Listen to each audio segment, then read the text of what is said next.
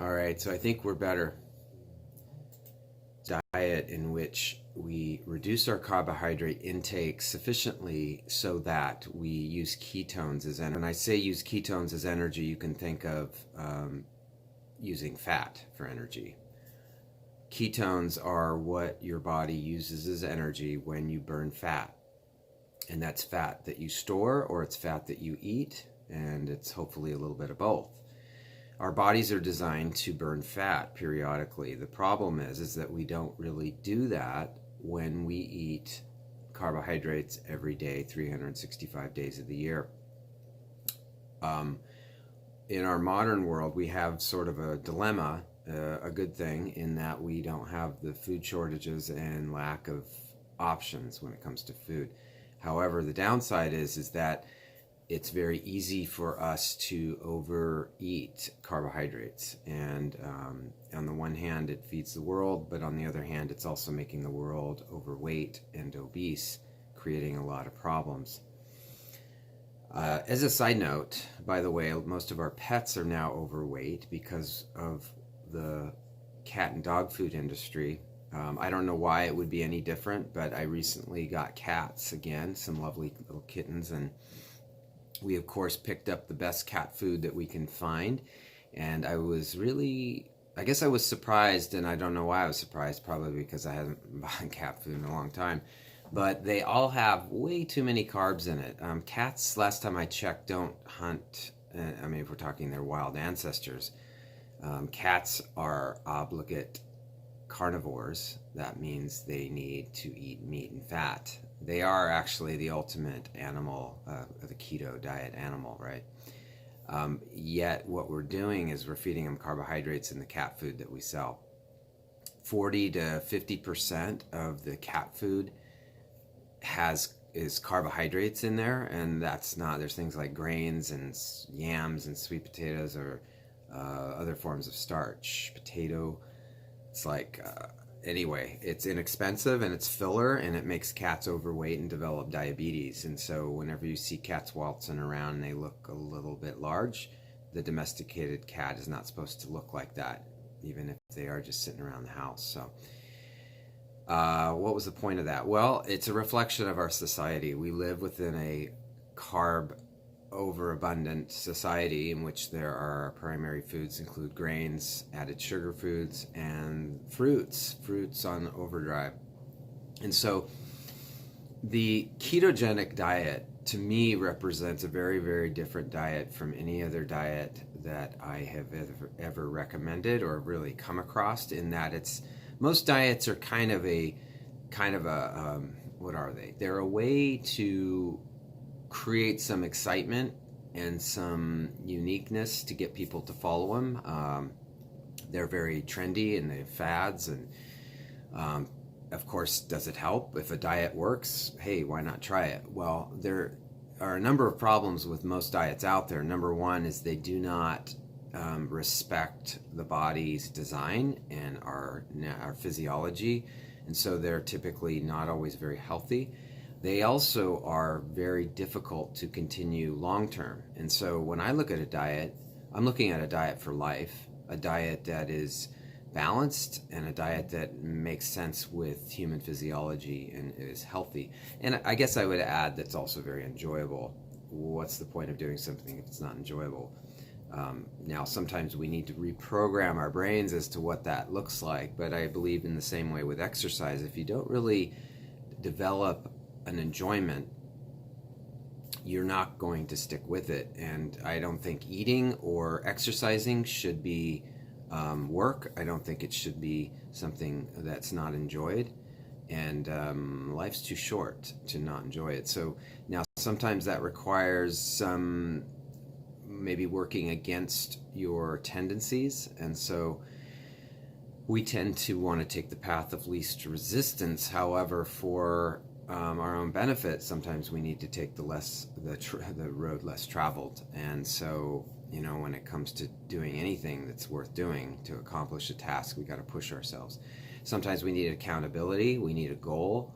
We need to see the light at the end of the tunnel. It's like, how many diets have we tried and given up on?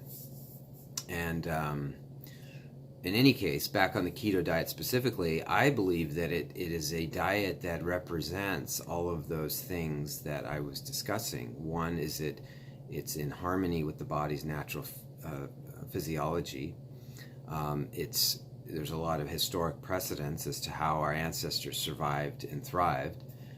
It's a very healing diet.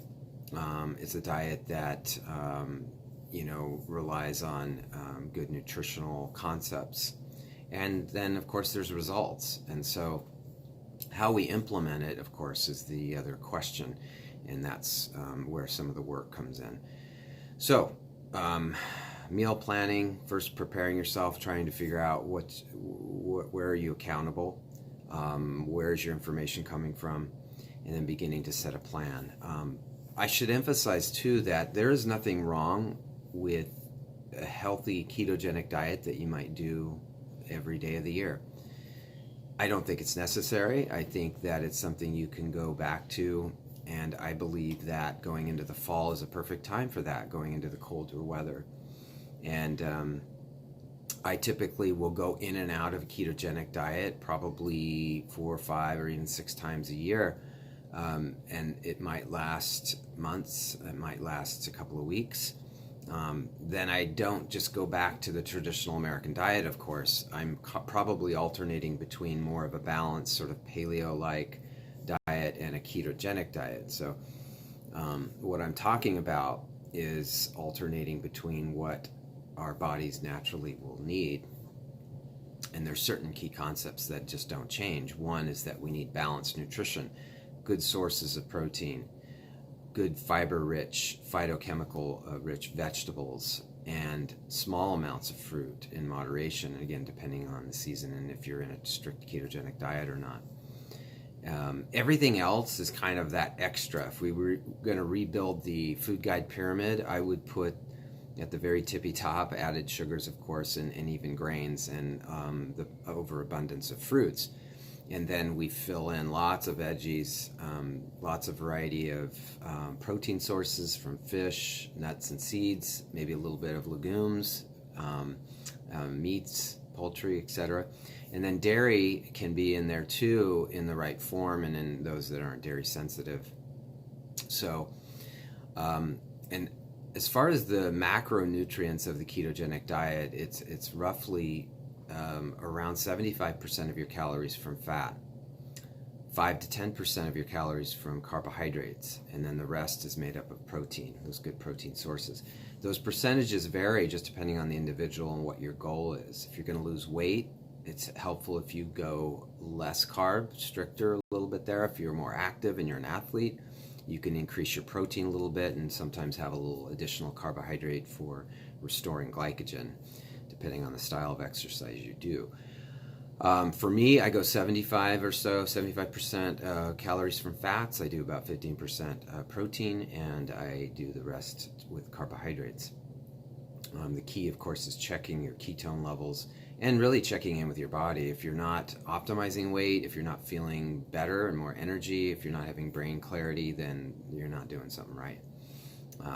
But it does take a process. If you've never embarked on this long enough, meaning you got to go at least a couple of weeks before you're going to see sometimes those changes.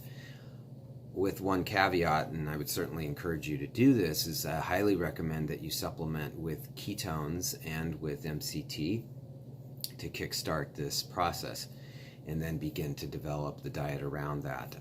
I find them as key tools in our modern world to survive the onslaught of carbohydrates everywhere. So I also think right now is a great time because we're heading into the holidays, and if you can supercharge your metabolism, kick all those habits and carb addictions and sugar addictions now, when you go into those holidays with parties and events and meals and planning, you can make better choices, and your body's going to be giving you a lot of signs and clues to eat better and make better choices. So now those percentages, they don't really mean anything unless you've done some diet tracking for a while. So I recommend that you begin to get used to using an app. I wouldn't even recommend doing it by hand, but you certainly could. That is to journal what you're eating and then calculate out. You got to look up the the percentages and try to calculate out what you're taking.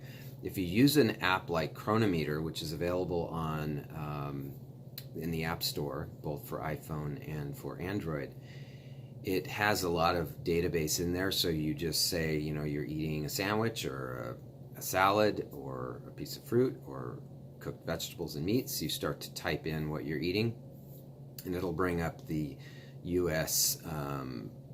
Agriculture Department's database, which is in there. You don't need to know where it's coming from, and it's fairly accurate, but the hard part is finding, okay, this kind of matches up with what you're eating.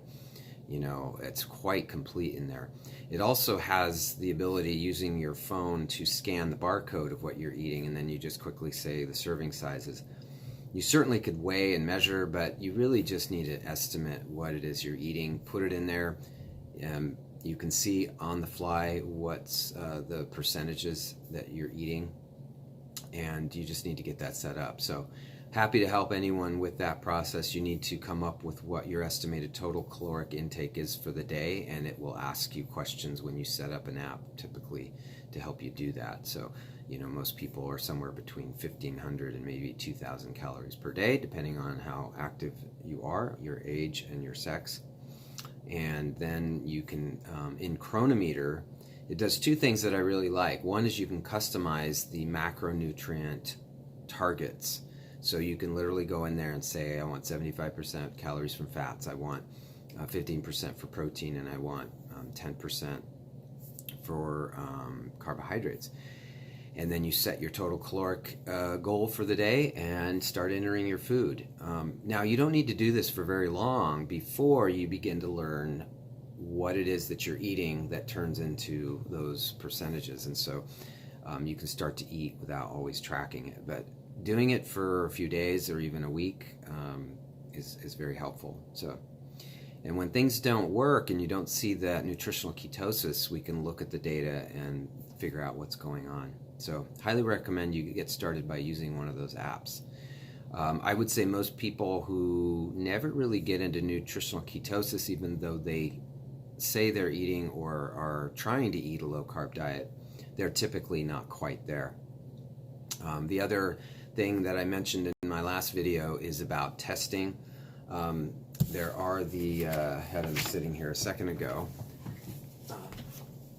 urine test strips that you can pick up pretty easily, that you just simply collect urine and you dip the stick in there and it tells you if you have ketones in there. That's great to do early on when you first start for the first couple of weeks, and then consider using a breath or the finger stick method. I do offer the finger stick here in the office. So anyway, so what does it look like to start eating this way? Well, really, I think key is, one, it kind of needs to be a thought out process. You need to begin to prepare yourself by, you got to get the foods out of the house that you can't eat. It's best if you can have your whole family embark on this. It does everyone good to do that. You may have a rebellious spouse or children, but in my house, if you don't buy the foods and that's what you're offering to them, that's what they eat. It turns out my kids actually do very well. Their health improves, they feel good, and they don't complain too much. I have found a lot of ways to hide what that looks like. For instance, this morning, I had to get the kids to school and get on to work. Anyone that's been in that kind of a morning, you know what that's like. Had to make lunches, get the kids fed, get everybody taken care of with their stuff to get to school. Now, what we've done in the past is typically on a quick morning is it's like a free-for-all, grab quick and go. Kids are having some yogurt, they're having some applesauce, maybe cold cereal. And now with fall, I'm trying to get us all on board with reducing those carbs. And so I made keto waffles this morning. And I'm not kidding, it took me about 5 minutes to have that mixed up and in the double-sided Belgian waffle grill that I am in love with.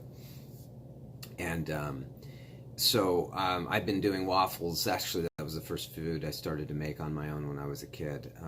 So me and waffles go way back. I started to get up on Saturday mornings and make the waffle recipe that was in my mom's Betty Crocker book. That was when I was probably, I don't even know, 10 years old. And I've continually been refining different waffle recipes. So ketogenic diet world, of course I adapted one to fit that. So, but key is that I had eggs in the refrigerator. I have oil and butter, depending on what fats you're going to add. I had almond flour and a little coconut flour. I had baking powder. I had salt. I actually threw in some pumpkin spices, and I did put a little bit of stevia and xylitol, just because if you looked at any pre-made waffles, they put a lot of sugar in it.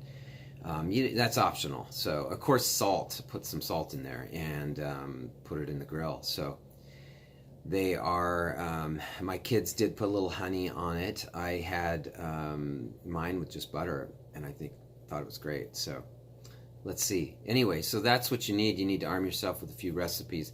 You know, teaching yourself to cook is a lost art, and with all the convenience foods and processed foods, we often don't learn how to do that. But I think fundamental to self-care as an adult, and as we should as all grown-ups, be able to feed ourselves, and that includes learning how to make some stuff, preparing ahead of time. I mean, our ancestors, they actually would die if they didn't prepare, you know, for food usage and storage and how that was all handled.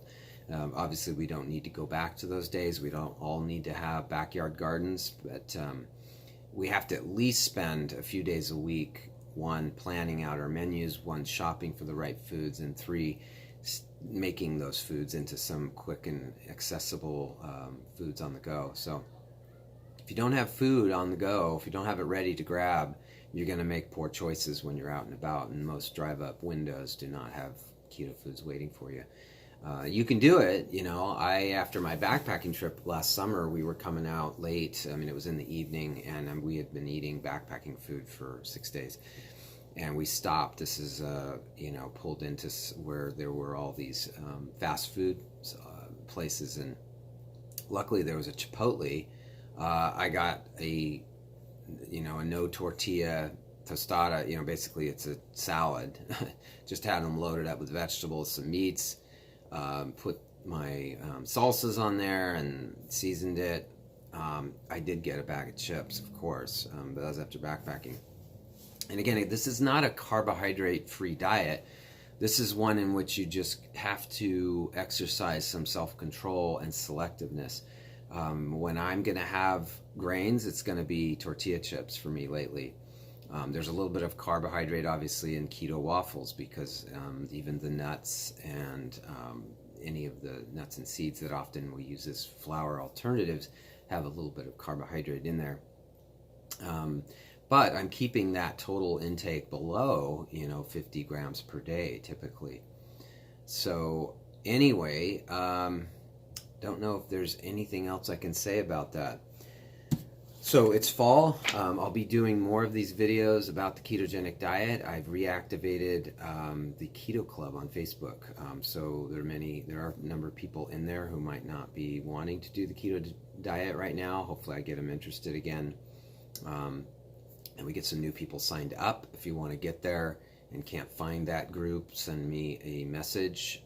You can do that through Facebook at Naturopathic Med there, and also you can instant message me or via email through the office. So let me know if there's any additional questions, and I'll be picking this up next week with more of a kickoff, and I'll probably be discussing specific recipes and strategies each week, and maybe go over the Chronometer app in a little more detail. So if you'd like to get into more of a support group like setting, I do encourage you to get on that Facebook group, because it's kind of a real-time share and troubleshoot. And certainly if you'd like to meet with me, don't hesitate to contact our office. So subscribe to my YouTube channel, please, if you like this information, and also you can click on the links for other videos. So thanks for watching, and we'll see you next time.